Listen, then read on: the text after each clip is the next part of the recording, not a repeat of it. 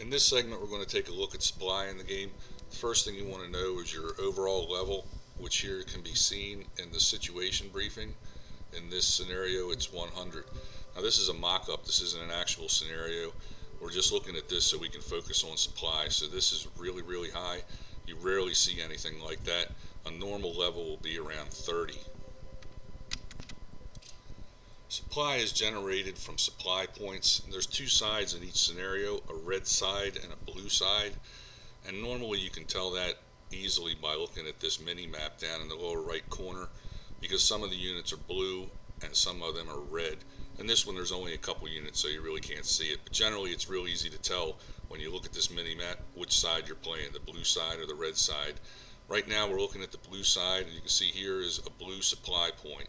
If we were on the red side, we would see a red supply point somewhere. There has to be at least one supply point in every scenario.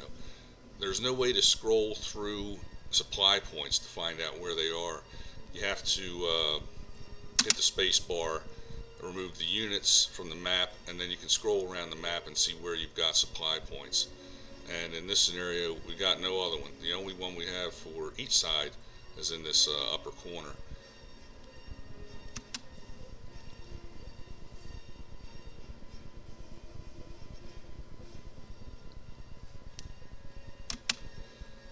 In the scenario editor tutorial, I'll give you a clue as to how you can find out where all these supply points are from a printout from the editor, but we're not going to get into that now. But that'll be the first thing that we do in the editor tutorial.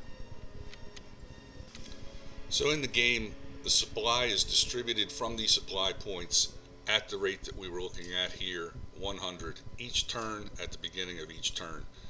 100 supply points goes out straight across the map to every unit that's there. How much is actually delivered is dependent on a couple of factors.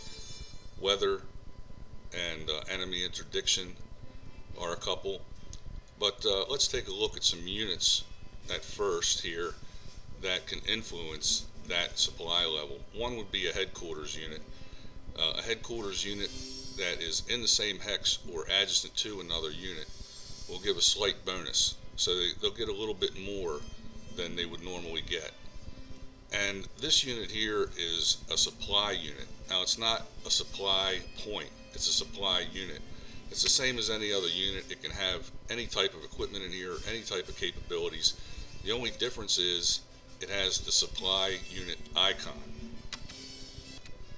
This means that it'll, similar to the headquarters unit, it'll give a bonus to any unit that it is within the supply radius of.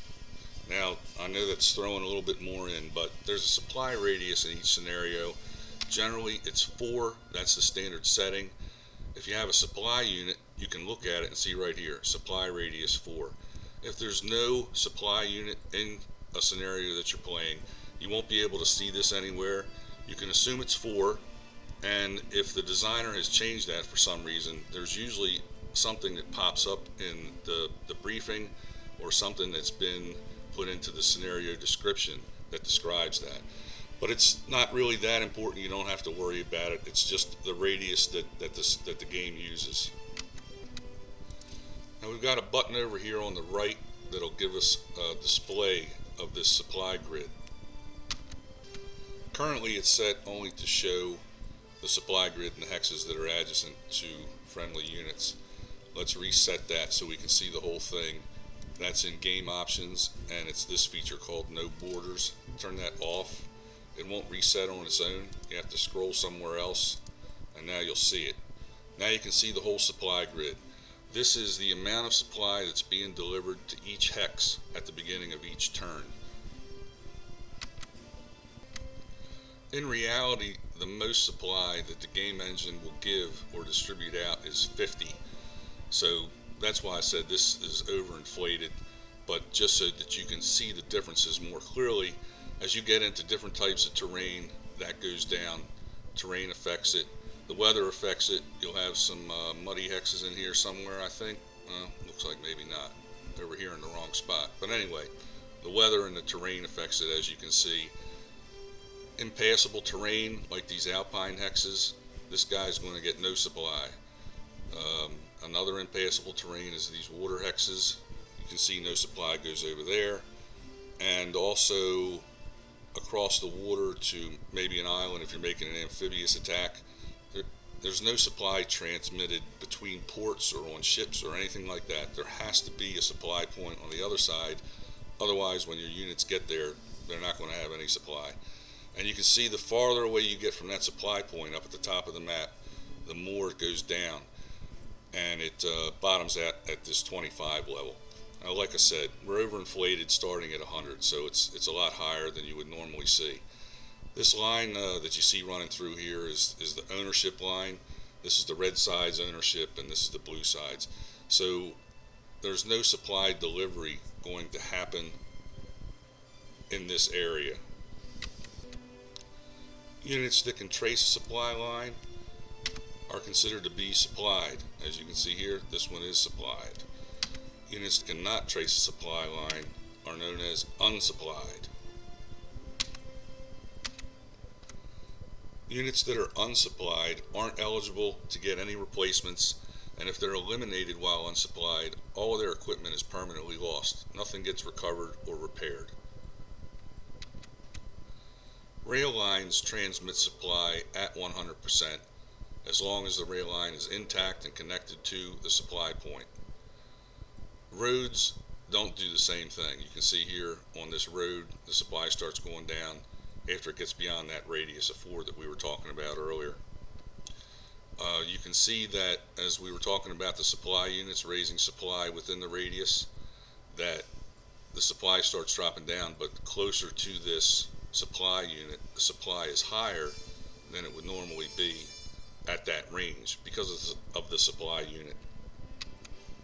And again, these supply units aren't in every scenario, they're only in some of them. So you can see here this unit, which is surrounded by friendly, unfriendly units and zones of control, is unsupplied.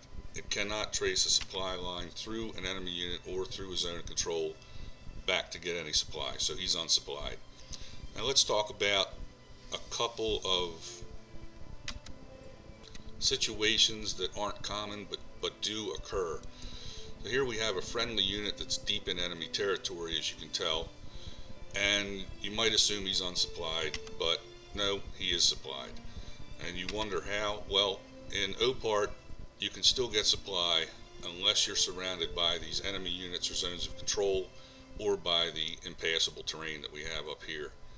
It's a little odd, and a lot of war games aren't like that, but you should just know that units can actually get supply this way when they're in this situation. Another situation that doesn't come up very often and isn't really that important is unsupplied units can also be eligible to get air resupply. If you have air transport capacity that is unused in one turn, in the following turn's supply calculations, a unit like this could be eligible to receive part of that unused capacity to give it some supply. I've only seen units in this situation gain a couple, and because they actually lose supply by being unsupplied each turn, let's say for example this unit loses 15 supply points for being in this situation at the beginning of a turn, and it gets 3 back for air resupply. It's really no big deal, but it does happen, and you know, it's odd, it doesn't come up very often, but if you see that and notice it, you'll know why. It's because of that air resupply. So obviously here you can see that the most important factor in any scenario is to keep rail lines intact. Rebuild those rails and you'll be in the best shape for supply delivery possible. Now there's a curveball and a monkey wrench that the scenario designer can throw into you here. And if you look at a formation by hitting the F key on the keyboard, it gives you the characteristics of the formation that you are currently having selected. And over here we have a category called supply. This is the formation's supply distribution efficiency. In this case it's set to 100%, so it's going to go just with whatever's there. In some scenarios, the designer will make that lower. You'll see them under 20% sometimes. And that means that out of this supply grid of 100, only 20% is going to be delivered to this formation. That's really low. And when you get a scenario with more realistic supply numbers, less than 100, 20% is devastatingly low. So if you're playing a scenario and you notice that you're not getting any supply or getting very little compared to whatever the numbers are, you'll take a look at these formation supply distribution numbers, and you might notice that they're really low. There's nothing you can do about that. It does not change throughout the scenario. There's nothing that the scenario designer can do to raise that number other than swapping out formations, which you really don't see happen.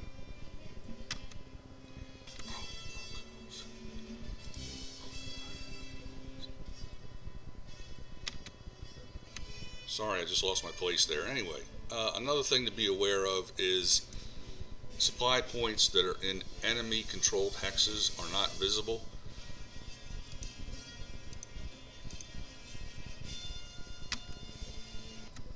And I'll show you that here by, I have to change this back to the supply point. I had it on the wrong setting over here. If you're on this setting of, you see at the bottom, current supply view, sources, have it on the source setting, you'll notice that when I moved, all of a sudden you can see the supply point. So in some scenarios, there are supply points that are friendly to you that are in occupied hexes, enemy occupied hexes rather, that you won't be able to see. And like I said at the beginning, I'll show you how to get a printout of that out of the editor in the editor tutorial. Now let's take a look at this supply grid again briefly, so you can see the numbers again, because they're going to change in a second when I switch over to something new for 3.4, which is called new supply. And new supply was put into place as an option to this, which to many people seems unrealistic. The way that supply slowly diminishes but bottoms out at these certain points. So if you're going to play a scenario with new supply, it's best to start it with that option, and I'll do that here by closing out and restarting and picking the option here, new supply rules on. Then we'll go out and pick the scenario and start it up again. If you start it with the new supply off, then the first turn won't be there, and if you change it while the game is in progress, it doesn't reset until the next turn. So now we're going to take a look at this with new supply on, and you can see we didn't change anything else. The supply level is still 100, but it's a little bit higher on the rail lines at 110. It's a little bit higher everywhere real close, and that's because the old supply was on kind of a straight line as a radius of 4, whereas new supply works more on a curve, and you can see that really good as we get farther and farther away. Boom, it drops way down compared to what the old supply settings were. Another feature of new supply are variable supply points. With the old supply rules, these supply points were always at 100%. There was no way to change them. In the new supply rules, under new supply, they could range anywhere from 1 to 250%. And we'll show that here in this one that was hidden because it was occupied, enemy occupied. This is a 50% supply point, as opposed to the one up in the upper corner, which is 100%. That's a great feature. It gives designers a lot of flexibility in doing certain things. So those are the differences between new supply and old supply. You'll also notice that there are some different colors for these circles in the supply grid. And they're not critical, so I would say don't fret over it. Sometimes you'll see different ones. Sometimes you'll see solid red ones pop up or solid blue ones pop up, but they're not in the same configuration as the supply point, which is dark on one side, lighter on the other side. See, dark on one side, lighter on the other side. In some cases, you'll see solid ones pop up during your movement phase or during your combat phase, and they won't be there the next turn. I'm not even sure exactly what they are. It has something to do with the enemy being able to trace supply through that hex through their turn or something. Like I said, it's not critical, it's a graphics thing, so I wouldn't worry about it. Let's look at two other minor influences on supply delivery. One would be supply enhancement due to forced transport asset sharing. That is, transport assets that have not been used during your turn could raise this number a little bit. Sometimes you'll see 5 or 6 as a number here instead of 0. I don't have any transport assets in this mock-up, so you don't see that. But for example, there's a scenario that uses 50,000 sea transport, which is really a lot, and throughout the scenario you don't really use that much, so this number actually gets around 20.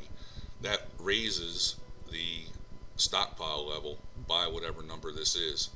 And you'll notice as you progress throughout the scenario and move units or use these capacities that this number will start going down. It also keys on trucks. If there's a lot of trucks in units in the particular scenario that you're playing, at the beginning of the turn that'll be calculated into this asset sharing, and as you move those units that have a lot of trucks in them, it'll keep recalculating and this number will start going down. And the last thing is enemy interdiction. If the enemy has a large interdiction rate, it'll put a percentage in here. And in an extreme case, for example, D-Day 1944, where the Allies had an extreme amount of interdiction, the other side, the Germans' supply capacity is reduced tremendously by that interdiction. If it all seems complicated, I hope it doesn't, but I guess when you first start out, it might be. I'd say that the best thing I can tell you is that when you start a scenario, look at this number, you know about what you're looking at. A normal supply level would be around 30. That's pretty decent. If it's around 20, it's not very good. And if it gets below 15, you're really not good for offensive operations. Your units will be they're just not able to regain enough supply to get up to a good strength. Every couple turns I usually flip on this button just to see what's going on, to make sure that everything, the rail net is intact, everything's looking good, and if not, I can determine what I need to do about it. Units that are operating at reduced supply suffer reduced effectiveness also. But in this game system, they never get to the point where they can't operate or they can't function. It would be rare, but it could happen that a unit is in an unsupplied situation in terrain that it can't negotiate, and eventually it will be reduced to the point where it just can't move anymore, and if it's attacked by anything, even a bombardment, it'll just evaporate. But generally, even with very low supply, your units can keep on going at very reduced strengths, but they can still keep going. So you don't have to worry about units all of a sudden freezing up, not moving because of supply. Generally, when your units fall into a situation where they're unsupplied, you can do something to get them back and get them rescued.